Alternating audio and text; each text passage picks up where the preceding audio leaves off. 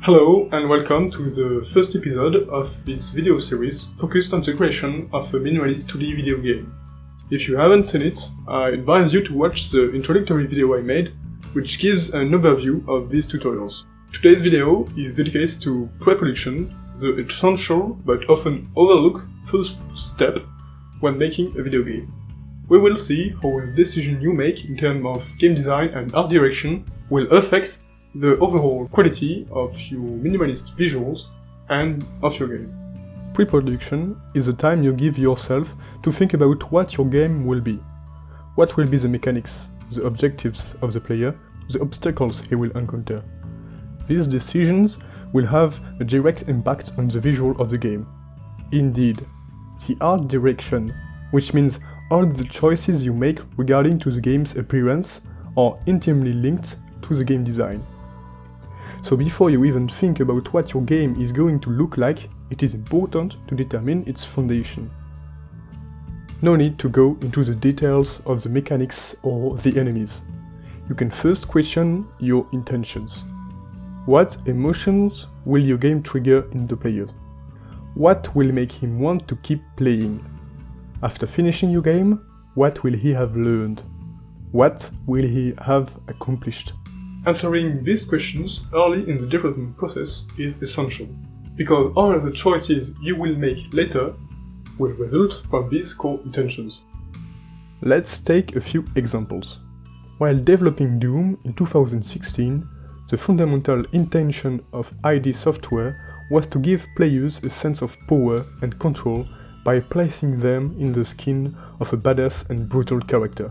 From this intention, they decided to create a very fast and fluid gameplay, where the player will be caught in the flow of the combat, moving continuously from one enemy to another, making a succession of small decisions in a very short period of time. Of course, you're faster than most of the enemies, so you really kind of get this flow through the spaces and flow around the enemies. It just makes you feel like a badass.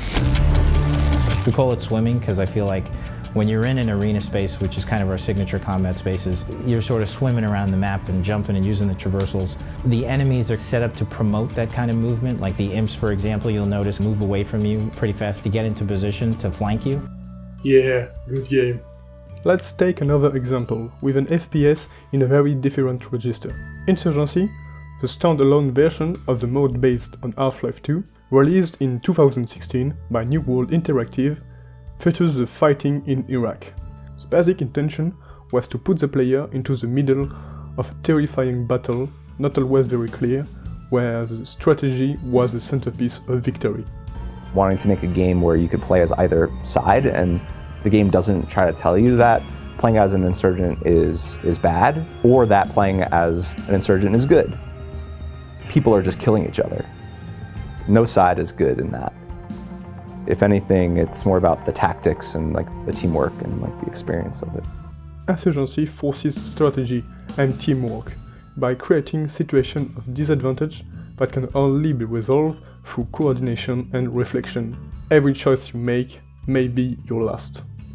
Like you can see with the example of Doom, your core intentions doesn't have to be very complex. A game that succeeds to deliver simple but true emotion to the player will be more enjoyed by the game unable to trigger complex emotions.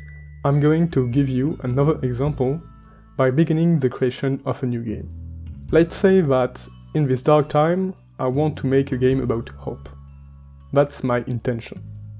Now, every choice that I must take must help achieving that goal. So I figured, by starting the player at the bottom in a complex situation, and by making it clear to him that it is possible to escape from it, and that he can only move forward, then it will keep a sense of hope in him. Once I've clarified this idea, I can turn it into concrete mechanics. The player will therefore have to move up, and will not be able to move back down if he fails. I decided to place him in the role of an old man escaping from hell to heaven. But in reality, the story doesn't matter as much as the gameplay in the game. At least, that's my opinion, which is probably not unanimous. I won't talk here about writing screenplay or developing universes because I'm very not an expert on the subject. But if you'd like me to make a video on the subject anyway, leave a comment below. Once the main mechanics are established, you will be able to choose a genre, which will appear more or less obvious. In my case, several types are compatible, but a vertical platformer seems to me the most suitable in terms of visibility and precision.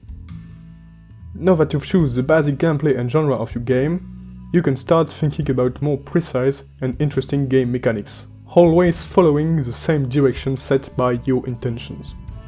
For my example, I decided to implement an enemy that the player can bounce off with enough skill to reward him for taking risk and believing in his abilities. Well, yeah, I just had to choose a simpler intention.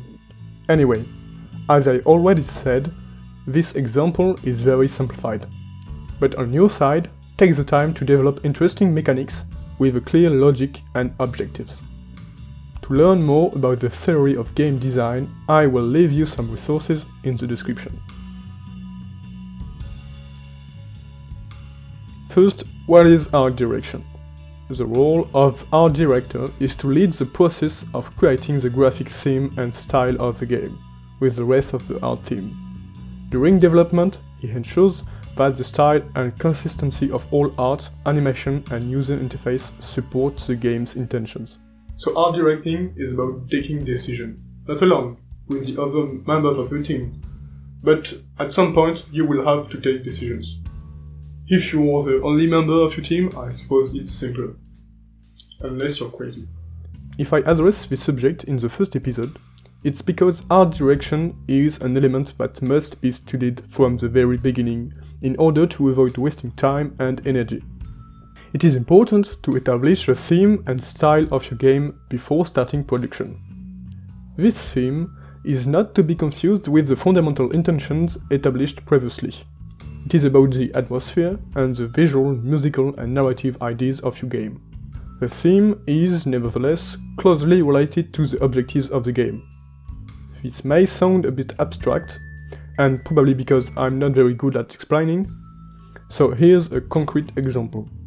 One of the major themes of Portal 2 can be understood as the critique of a failing post-Fordist capitalism based on the revolutions of information and adaptation. This was a pretentious passage of other analysis, but in a more simple way, it is obvious that Valve presents a satire of a company with unhealthy and greedy logic. Welcome to the Enrichment Center. Since making test participation mandatory for all employees, the quality of our test subjects has risen dramatically. Employee retention, however, has not. Throughout the game, the player gradually explores the ruins of a one-man's terrifying empire, revealing the vanity of his enterprise. The developers have therefore set up a dark atmosphere and gigantic desolated settings that are only the testimony of a dream too big. This theme of Empire in Ruin joins the intention of the game, which is to immerse the player in the hurt of human vanity, an idea repeated throughout the game. At least, that's my opinion. Now that you took the time to choose one or more theme, it's time to choose a visual style. There are many graphic styles, each one more beautiful than the other for 2D and 3D games. However, this series focuses on 2D minimalism, so we will only talk about the last one. We will go into details of this style in future episodes, but what you need to know for now is that it is characterized by simplicity in shapes, colors, textures, and animations. The focus is put on the efficiency and readability of the game, but the purity of the rendering is often relaxing and pretty. The importance is therefore to accept the limitation of style and to remain sober by using contrast of colors and shapes to deliver the information to the player. Before concluding, let's continue thinking about my game example. My basic intention was to make the player feel hope by rewarding risk-taking and skill and not punishing him too much when he fails. To support this intention, I therefore decided to build the art style around the theme of success. This means that all the visual and musical ideas I will bring to the game will have to highlight the player's success. It can be effects and sound that reward the player and a calm and warm atmosphere. Yes, in hell, I know. I'll try to expand on these ideas in the next episode. I won't elaborate more on this subject in this video. The themes and visual style in the game form the aesthetics of the game. That's why, when you talk about the beauty of a game, it is important to differentiate the technical quality of the graphics and the quality of the aesthetics of the game. And it seems to me that aesthetics is much more important than photorealism. Take your time, pen and paper and get your ideas straight. Based on your intentions, build the game mechanics and the visual themes of your game. Talk to your friends, collect opinion, try new ideas. Once you've found the perfect idea that speaks to you, we'll be able to start production. Thanks for watching, I'll see you in the next episode.